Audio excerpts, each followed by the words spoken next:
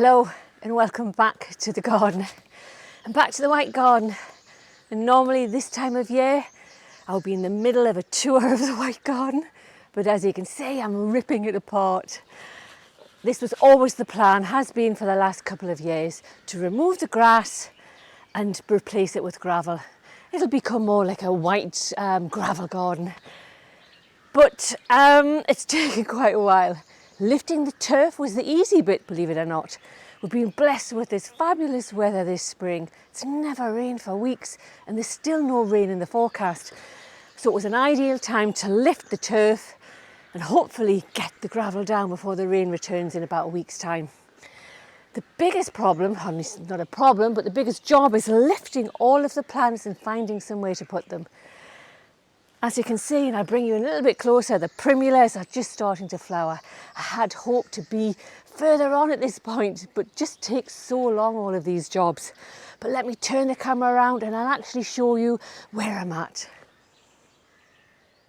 So these are all of the primulas that need to be dug up, and I'm going to take them down to the Bog Garden.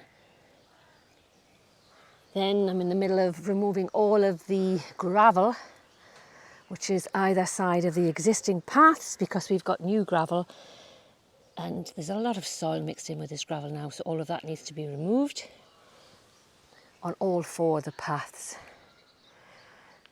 Made more progress on this one. As you can see, there is a lining underneath which should prevent all of the weeds from coming through. It's a weed suppressing membrane.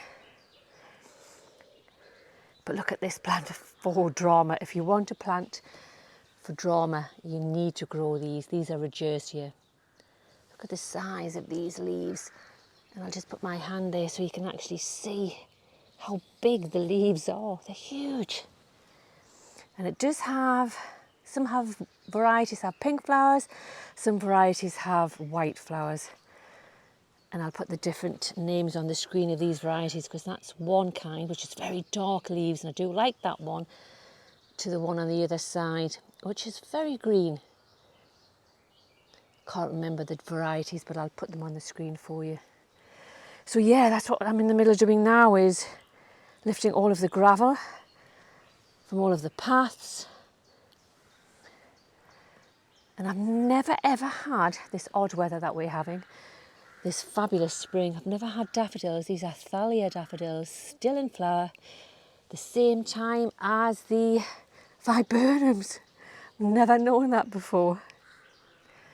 And this path will take the longest, because even though it has a weed suppressant membrane underneath it, you can actually see the hundreds of primulas that self-seed every year. So this is the edging that we're going to use around the circle and around the paths.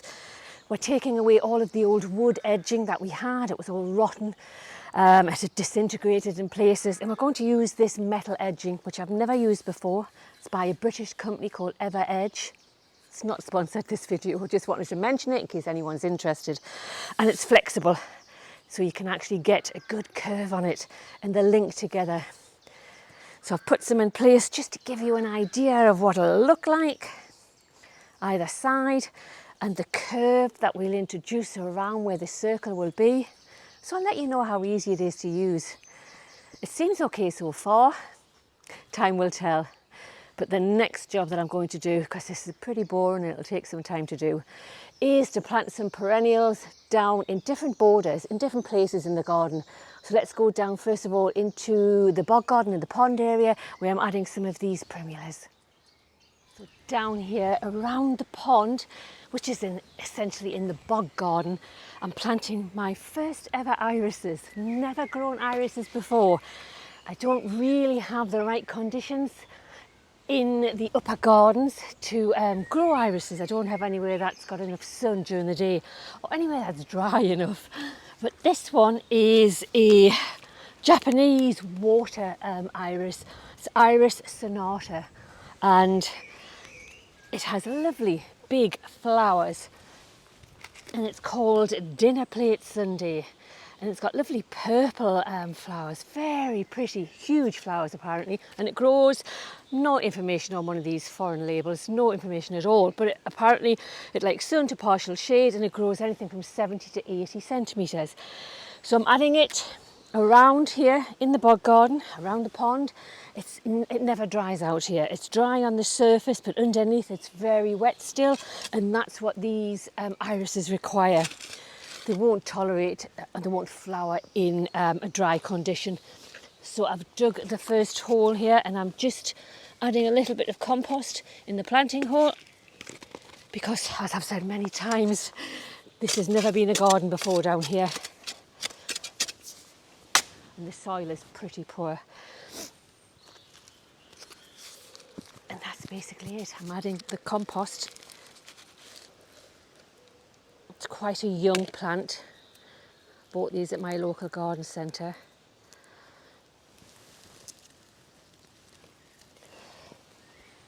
And I've actually got some soil from elsewhere in the garden which I've brought down to put around here,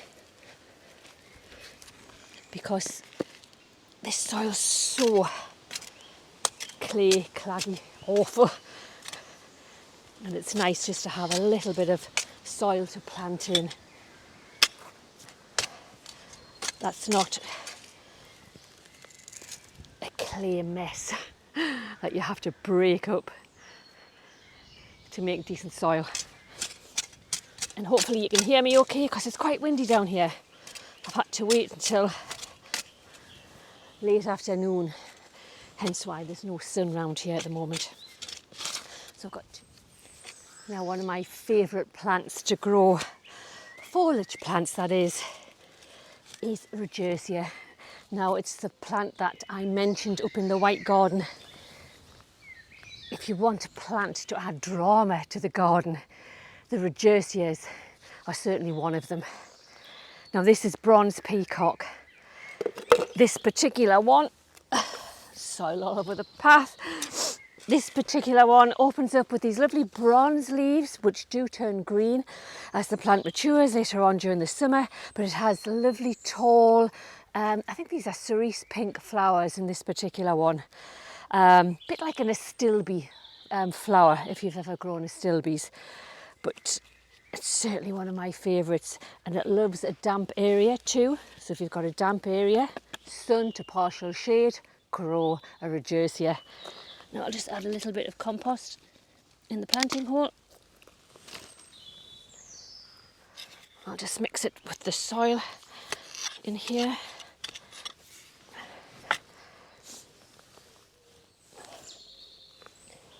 And I just think that will add drama in years to come. It'll take a few years to grow certainly as big as the ones in the white garden. But over time, it should look good here.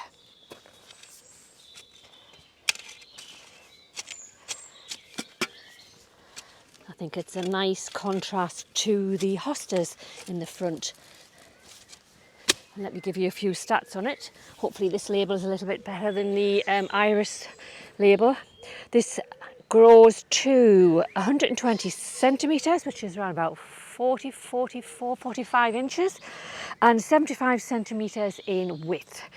So that can grow quite substantial. I know mine are grow pretty quick. Full sun to partial shade, and the flower is May to July, which this is obviously flowering, or will flower early because it's been in the garden centre.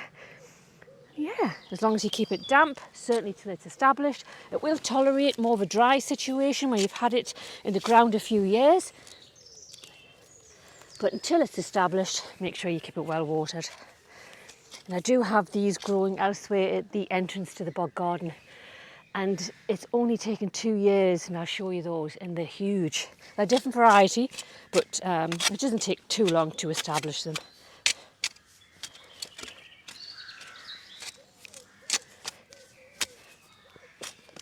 So that's that one. And the last thing I want to add today is another shrub. And this is, I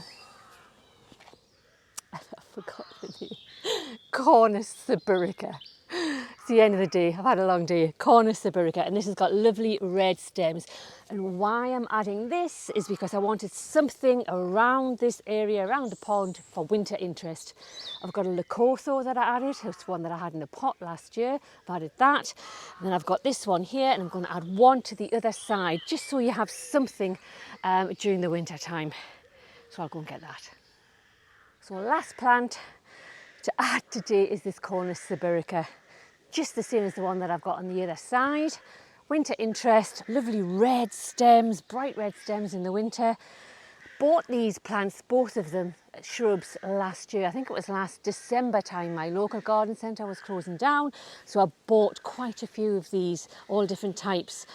And I cut this one back quite severely. These can grow anything from 1.5 to 2.5 metres in height, similarly in spread.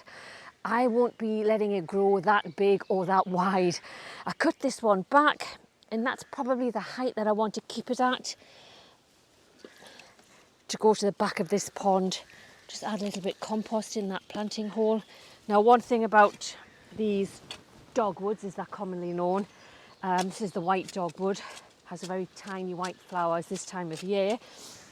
They will grow well in clay soil. So that is the bonus here, down here in the Bog Garden. And I just think this time of year, it adds a little bit of height to the back of the pond. And then in the winter time, all of these young stems that have grown, you can see here we have cut it back all the way around. All of these young stems will be bright red. So I think that'll really add a nice touch to the back of the pond. So that's basically it for today. Before it gets any windier, what I'll do is I'll give you a close-up of around this pond area before I go, and hopefully I'll be back pretty soon in the next probably week to 2 weeks back in the white garden, because I'll have moved that on quite a bit by then. So thanks for watching, and I'll see you soon.